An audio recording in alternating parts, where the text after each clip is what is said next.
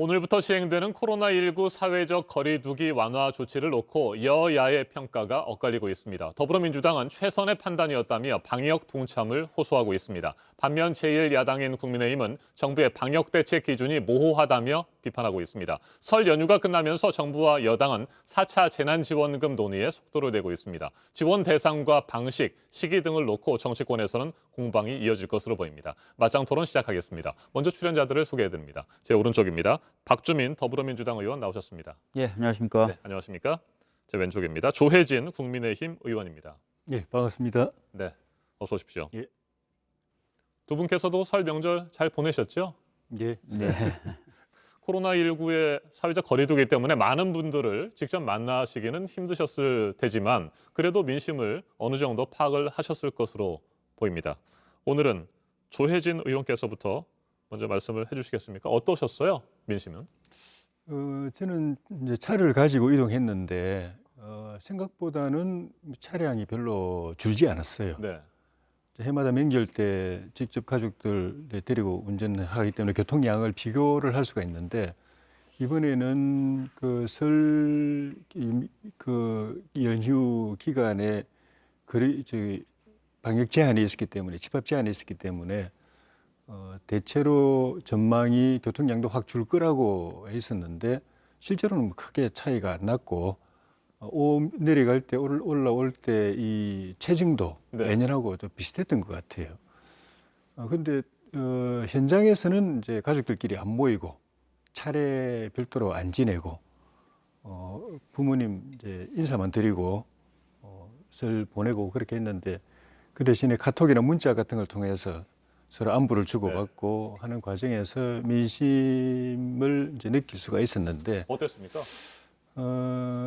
코로나가 이제 창궐 하니까 집합 제한 금지 이런 거에 협조하는 거는 불가피하다고 느끼면서도 이게 워낙 길어지고 또 조만간에 이 종식될 전망이 안 보이고 그 과정에서 민생 피해는 이렇게 누적이 돼가고 견딜 수 있는 한계 상황이 점점 이제 지나가고 있고 그러니까 굉장히 힘들어하고 또 명절마저 이렇게 가족끼리 모여서 위로받고 하는 그런 것조차도 이번에는 안 되니까 좀 짜증스러워하는 그런 것도 있었고 물론 이제 뭐 명절 때 모이기 싫어하는 분들은 또 편하게 생각할 수도 있는데 네. 다수는 그런 데 대해서도 상당한 이 불만과 거부감을 갖고 있는 것 아닌가. 또 저희 당에 대해서는 어쨌든 이런 나라를 좀 바꿔달라는 그런 이야기들 많이 하는데 그러면서도 국민의힘이 너무 힘이 없다.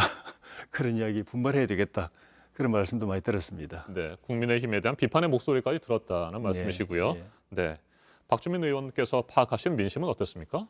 저는 이제 이번 연휴 앞서서 전통시장들이 저희 지역에 좀 여러 개가 있어서 차례차례 돌아다녀 봤어요. 물건도 직접 사고 상인분들하고 말씀도 좀 나눠봤는데 전반적으로 다 어렵다라고 얘기를 하시죠. 특히 말씀하신 대로 뭐 차례나 이런 것들이 이번에 좀 어려워지면서 전에는 전을 붙여서 파시는 분들이 많았거든요. 명절 네. 맞으면.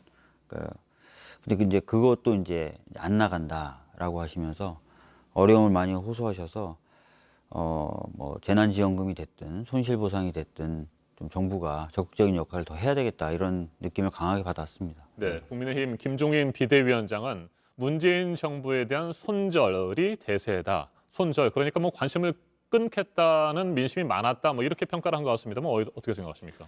주로 이제 제가 만나 뵀던 분들이 호소했던 어려운 점은 코로나19로 인한 어려움이었죠. 그렇기 때문에 정부의 실정이나 이런 부분에 대해서 말씀하시는 것보다는 이 코로나19로 인한 어려움이 빨리 좀 끝났으면 좋겠다. 그래서 주로 이제 그런 부분을 얘기하셨기 때문에 김종인 대표님이 얘기하신 거하고는 전 다른 느낌을 받았습니다. 예. 알겠습니다. 김태년 민주당 원내대표의 경우에 설 명절에 확인한 민심은 민생과 경제 회복이다라는 얘기를 했거든요. 그렇게 다들 뭐 지금 민심은 경제 회복 또 민생 회복 이런 부분에 지금 집중되어 있는 것 같기는 합니다만 어떻게 생각하십니까? 이게 정서적으로는 정치적 불만이 네. 누적이 돼 가고 있는 건 또 맞습니다. 문재인 정부의 그 통치 행태, 정치하는 방식, 또 국정 운영 방식 이런 거 일방통행적인 방식이라든가 불통이라든가 그런 국민 다수와 소통하면서 공감대를 이루어가면서 하나씩 뭔가를 해나가는 게 아니라 방향 정해놓고 그냥 밀어붙이는 이런 형태에 대한 불만은 있는데 정서적으로는 그렇지만 생활적으로는 결국은 이제 경제, 민생 이런 부분에 대한 그 위기감 또 현실로 다가오는 그런 그 경제적 어려움 이런 것에 대한 이 절실함, 절박감이 네. 훨씬 더 강했고, 근데 그게 원래 경제가 어렵기도 했지만 코로나 때문에 그 더 심화된 측면이 있어가지고, 근데 이 코로나가 당장 종식될 전망도 잘 안 보이고, 그러니까 정부로부터 지원금을 받는 것도 한계가 있고, 또 그 받아도 사실은 실질적인 손실에 대한 보상에는 턱없이 못 미치는 거기 때문에 어차피 그 손실은 각자가 부담을 하고 감당을 해야 되기 때문에 그 점을 굉장히 고통스러워하고, 이게 그 미래가 불확실할 때가 제일 사실 네. 힘든 건데요. 괴로워도 고통스러워도 이게 올해 안에 끝난다, 1년 안에 끝난다, 1년 반 안에 끝난다 그러면 그거 맞춰서 계획을 세워서 참을 수가 있고 내핍을 할 수가 있는데 그게 안 보이는 것을 굉장히 힘들어하는 것 같았습니다. 네. 민생의 어려움, 뭐 두 분이 말씀을 하신 것처럼 모든 국민들이 공감하고 있고 정말 영세 자영업자라든지 소상공인들 어려움이 굉장히 큽니다. 이 때문에 정부는 방역과 민생 경제 뭐 두 마리의 토끼를 다 잡기 위해서 쉽지는 않습니다만 사회적 거리 두기를 오늘부터 한 당에씩 내렸습니다. 이에 대해서 국민의힘에서는 방역 대책의 기준이 모호하다 이렇게 평가를 했습니다.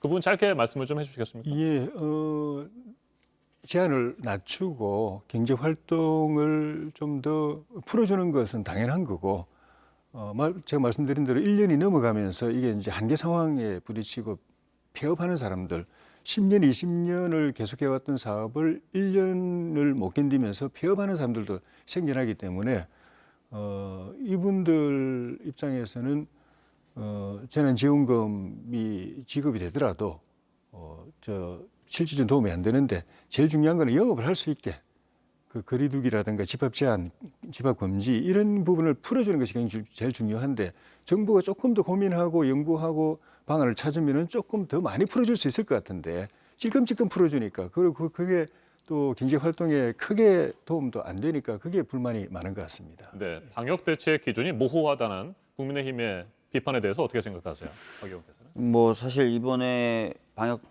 기준을 좀 완화하면서 이제 국민의힘 쪽에서는 대표적으로 얘기하는 게 이제 5인 이상 집합 금지는 유지하되 직계 좀비석이 참여하는 모임은 가능하고 그 외에 또 가족 모임은 좀 안 된다. 뭐 이런 것에 대해서 아니 왜 부모가 있으면 되고 형제자매끼리는 안 되냐. 뭐 이런 논평을 내셨던 것 같아요. 근데 지금 어떻게든 그 코로나19 확산을 좀 막고 발생자 숫자를 좀 줄여야만 일반적인 그리고 일상적인 경제 활동으로 다시 복귀를 할 수 있지 않습니까? 그러기 위해서 이 집합금지 요건과 기준은 좀 그대로 두되 계속 유지하기는 좀 어렵다라고 말씀하셨는데 뭐 저희들도 그걸 느끼기 때문에 적어도 그럼 직계 좀비속이 참여하는 모임 정도는 가능하게는 하자라는 그 판단이었던 거죠. 그래서 이게 무슨 기준이 없다거나 모호하다거나 이런 건 아닌 거고요. 아주 구체적으로 그 방역 기준을 다 만들 수도 있겠죠. 근데 사실 이게 생활 속에 적용이 되고 또 생활 속에서 작동이 돼야 되기 때문에 굉장히 디테일하게 만드는 게 능사만은 아닙니다. 그러니까 큰 가닥을 네. 좀 잡는 게 중요하고 또 지킬 수 있고 한 부분을 이제 확실하게 정하는 게 맞겠죠. 그래서 그러다 보니까 이제 방역 기준을 이렇게 정하고 운영하는 건데 그런 부분에 대해서는 좀 이해가 필요합니다. 야당이 이 방역 기준 자체를 계속 공격하면 어떻게 되냐면요. 방역 기준에 대해서 내가 과연 지켜야 될까? 이런 생각을 당연히 일반적으로 하게 될 수도 있습니다. 경우에 따라서는. 그러면 이제 사실은 이제 방역이라는 전체적인 틀이 흔들릴 수도 있기 때문에 야당에서 뭐 비판하실 수도 있고 비판 하는 것도 좋지만 너무 정치적으로 이 방역 기준에 대해서 공격하는 것은 조금 문제가 있다는 생각을 가지고 있습니다. 근데 꼭 야당이 비판을 했어가 아니라 국민들이 그냥 상식적인 기준에서 시선에서 바라볼 때 납득이 안 되는 부분들이 많기 때문에 야당의 비판이 아니라 국민들 스스로가 이 기준이 뭐지? 왜 이런 건 되고 이런 건 안 되지? 그런 그 의문을 품게 되는 것이거든요. 이 거리를 제한하는 거하고 마스크 쓰는 게 두 개가 이제 핵심인데 거리 제한 같은 경우에는 마스크를 썼지만은 예를 들면 지하철이나 버스 같은 데는 거리 제한 전혀 지켜지지 않고 뭐 이제 시장이나 마트 같은 데도 거리 제한 전혀 안 지켜지고 명절 때도 몸을 부딪히면서 서로 쇼핑하면서도 그거 다 허용이 되고 이런 거 일반인들은 거리도 제한 두고 마스크도 꼭 쓰게 만들면서 어떤 데는 보면은 거리는 놔두고 마스크만 쓰게 만들고 또 대표적으로 또 국민들이 볼 때 이게 좀 저건 아니다 싶은 게 이제 이번에 어묵 먹방이라고 이렇게 문제가 됐던 정치인들이 선거운동하면서 몰려다닐 때는 바로 옆에서 마스크 쓰고 네. 마스크 벗고 이렇게 음식을 같이 먹으면서 주변에 또 수행원들도 다 몰려 있으면서 그런 건 또 단속이 안 되고 그걸 바라보는 국민들이 저거 뭐야? 나는 이렇게 영업까지 희생해 가면서 가게가 흔들리고 가게 문 닫으면서까지 이렇게 희생을 하고 있는데 저 사람들은 뭐야? 이런 걸 야당이 대변하는 것일 뿐입니다. 이제 정부는 야당이 뭐라고 비판하는 것보다도 그 일반 국민들의 시선, 그분들이 갖고 있는 의구심 이걸 주목해서 대안을 내놓아야 되는 겁니다. 네. 4차 재난지원금 얘기를 좀 해볼까요? 네. 네, 설 연휴도 끝났고 당정청 어제 뭐 회의도 가졌습니다. 본격적인 논의를 진행하는 것 같은데 당초 이낙연 대표도 그랬고요. 민주당에서는 선별 지원과 함께 전 국민에게 보편 지원하는 방안도 검토를 했다가 홍남기 경제부총리가 반발을 했고 결국에는 지금 선별 지원 쪽으로 가닥을 잡은 것으로 보입니다. 그렇게 결정이 된 겁니까? 어제 이제 발표된 내용만 보면 꼭 그렇게 단정 지을 수는 없고요. 뭐 우선은 선별 지원을 좀 두텁게 가되 방역 상황에 맞춰서 전 국민 지원도 이제 추가적으로 하는 것처럼 이제 이야기가 나왔지 않습니까? 그래서 약간의 속도 조절 이렇게 보시는 게 좀 더 정확할 거라고 생각합니다. 네. 늦어도 3월 후반에는 4차 재난지원금을 지급하겠다는 계획인 것이 맞습니까? 네, 뭐 지금 현재로는 그 3월 정도에는 최소한 선별적으로라도 피해를 많이 입으신 분들에게 지원을 하자라는 식으로 얘기를 하고 있습니다. 네. 4차 재난지원금의 필요성에 대해서는 국민의힘이나 조 의원께서도 동의를 하십니까? 예.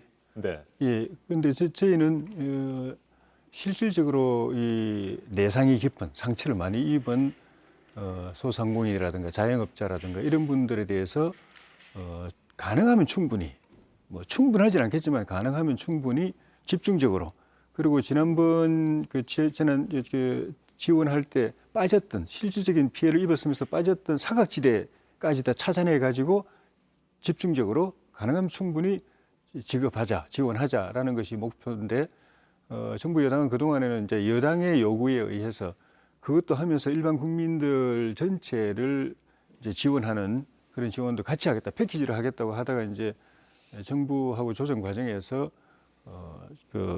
소상공인 자영업자들에 대한 이런 선별 지원을 먼저 하고 보편 지원 전 국민들 대상으로 하는 거는 이번 달에 좀 논의하다가 다음 달 3월 중에는 지급하도록 하자 이렇게 당하고 또 정부하고는 그렇게 이제 합의가 되어 가는데 저희는 그런 시점을 잡는데 4월 7일 그 보궐선거를 염두에 두고 하는 것이 아닌가 하는 그런 이제 의문을 갖고 있죠.